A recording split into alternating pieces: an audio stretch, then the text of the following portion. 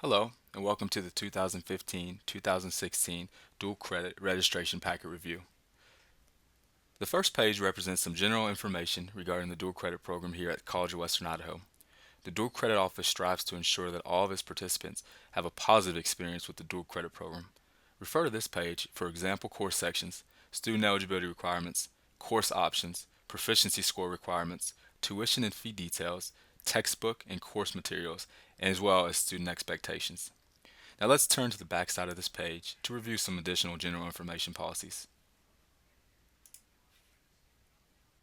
So here we are at the student checklists and important dates page.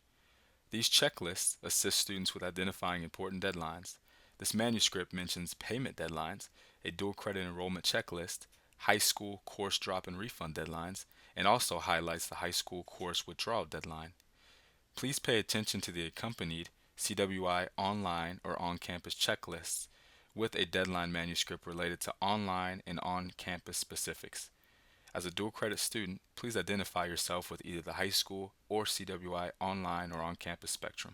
Now that we've gone through the general information for the dual credit registration packet, we'll go ahead and get to the core of the dual credit registration form. Please note that the pages previously mentioned can be pulled from the packet, as we encourage our student participants to place this document in a visible area for their review. The dual credit registration form is to be used by the traditional high school dual credit student or a student with aspirations to take a course on CWI's campus or online. The first few blocks contour required personal information. As we scroll through the form, you'll notice an area to select a particular semester. Note that if you're taking a year-long course at the high school level, please mark the spring semester line.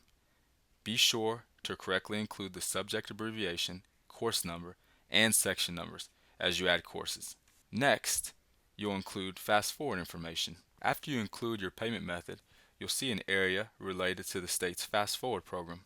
If you are enrolled in this program, please include the intended amount set to be applied towards CWI dual credit tuition. To complete this form, please be sure to include a signature from an official from your high school. Next, we'll take a look at the dual credit payment agreement form. This form outlines the responsibility of payment for your dual credit course. Please take note that you are personally responsible for payment, as this form denotes the repercussions of students who fail to pay for their courses. It covers financial aid and scholarships, the failure to pay policy, drops for non-payment, holds, dropping a course or withdrawal, and the update of personal information disclaimer. This form requires a student and parent signature if the student is under 18 years of age. Next, let's view the records, release, and consent form. This form allows a student to release personal information to a recipient of their choice. Please make sure to designate a trusted individual to have access to your academic records through CWI. If we do not have this form completed and signed, we cannot discuss student record information with individuals other than that student. The certificate of residency pertains to students who live outside of Ada, Canyon, Kootenai, Jerome, or Twin Falls counties. If you live within these 5 counties, you may disregard this form. Let's view the specifics of this document. This document displays step-by-step instructions for residency guidelines. If you live outside of the counties listed above, you must complete this form and submit it to that county for consideration of tuition and fee assistance.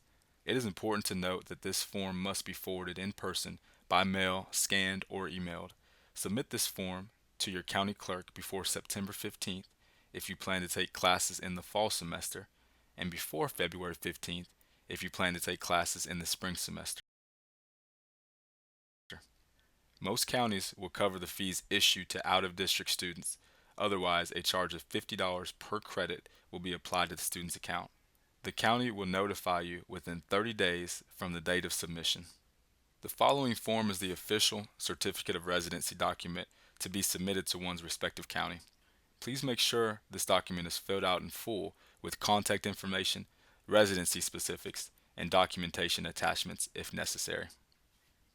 The dual credit program is also available to qualified students under the age of 16. If that is the case, this form needs to be accompanied with the registration. This manuscript is dedicated to an individual who is under 16 before the end of the semester. If the student is set to turn 16 within the semester, they may bypass this form. Take time to fill out this form in tandem with the student and parent or guardian. A high school official signature is required at the end of this page. The back pages highlight some general student details.